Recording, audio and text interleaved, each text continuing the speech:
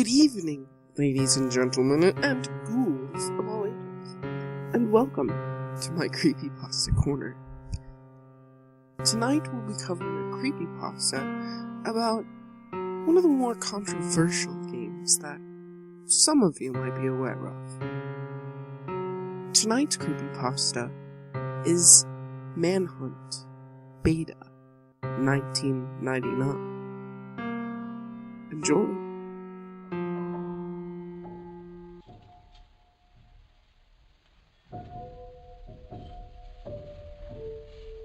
A lot of people know of the infamous video game Manhunt, released in 2003.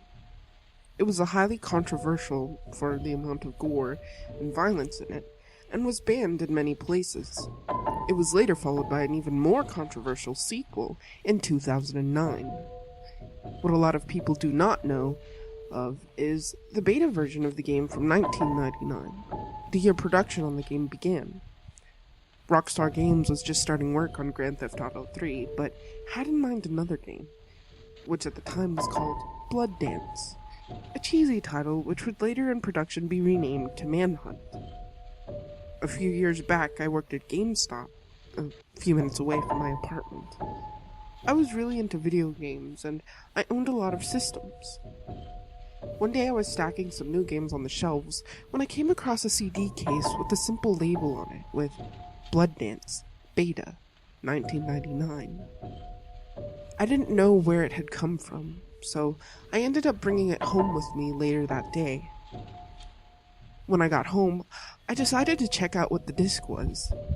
I put the disc into my computer. It was the PC version of the game, and it loaded up. The opening looked a lot like the original opening, with the various gang members being shown, and at the end of the opening credits, the title showed the original. However, instead of the white Manhunt logo, it was replaced by a red BloodDance logo. This is where I knew right away that this was in fact the Manhunt Beta. The main menu came up. It looked completely different from the final version of the game. Instead of the original menu, it was just a simple menu with New Game, Options, and Quit. I picked New Game, and it started up with a cutscene inside of a hospital, with the camera-like static. It then panned over to a dark hallway with the beta version of Pigsy, chainsaw in hand, walking down, slouching. Gameplay began here. A box came up on the right side of the screen, giving basic instructions. Kill. I messed around with the controls a bit. The arrows moved Pigsy, and the X key was the attack key. Those are the only controls. The hospital was abandoned, except for the people lying in the various hospital beds that you could enter and kill them.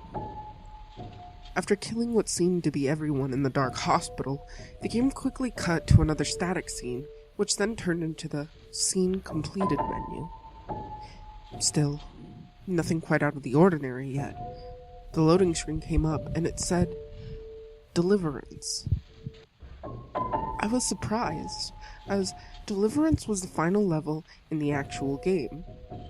The gameplay just abruptly started, and it was inside of Starkweather's attic, the location of the original Deliverance level. Suddenly, the game just stopped. Fuck, I said out loud in disappointment. I went to bed after that, deciding just to try it again tomorrow. That night, I had a nightmare that I was being chased by the beta model of Pigsy. When I woke up, the abrupt minute I woke up, I could have sworn I heard the faint squeal of a pig. It was probably just my mind fucking with me, I said to myself. I looked over at the clock next to my bed. 4 a.m. I tried going back to sleep, but I couldn't. I had to play the game. Luckily for me, I didn't have to work the next day. I got up and went back to my computer. My apartment was almost pitch black. I never bothered to turn on the lights. I started up the game, and this time the menu displayed a new option. Continue. Thank fucking God. I clicked it, and it resumed right where I was the last time. The level was almost identical to the final version used in the actual game. However, the graphics were a little reduced. It was an earlier version, so what do you expect? The main objective was the same as the last. Kill.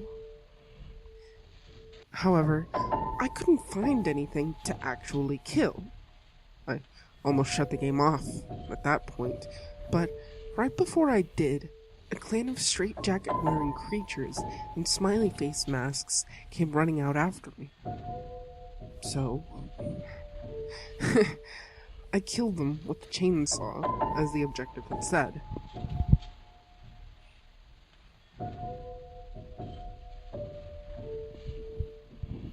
As I finished up, the game shut off after that. I got so frustrated, so I decided to stop playing it. After a few days, I had forgotten about it, until about a week later. I kept on waking up in the middle of the night at around 3:30 to 4 o'clock a.m., hearing the faint squealing, a chainsaw ripping into flesh, and what sounded like an infant crying. I thought I was going crazy. I kept on hearing voices in my head repeating kill over and over again, just like the objective of the game. I finally couldn't take anymore, and I just took the disc and snapped it in half and threw it in the trash, hoping to never see it again. Everything went back to normal after that. I stopped waking up in the middle of the night to the sounds, and I stopped hearing voices. A few months went by, and I had completely forgotten the game. It was now February in 2007. I went to work on a pretty normal day. A friend of mine, who also worked at the store, and I were discussing games when he brought up that Manhunt 2 was coming out. When I got home, I looked it up, and what do you know? A few days earlier, Rockstar Games had officially announced the sequel. It was then that I noticed the BloodDance icon was still on my desktop. I clicked on it, and to my misfortune, the game started. I opened up the disc tray and was shocked to see that the game I had snapped in half and threw away was in perfect condition, sitting in my disc tray.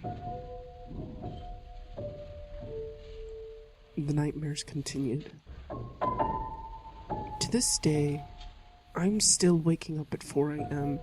to the horrible noises that have been haunting me for 5 years now. I got a new computer a few years ago, but the disc somehow found its way back to my new computer, and no matter how many times I try to get rid of it, it keeps coming back.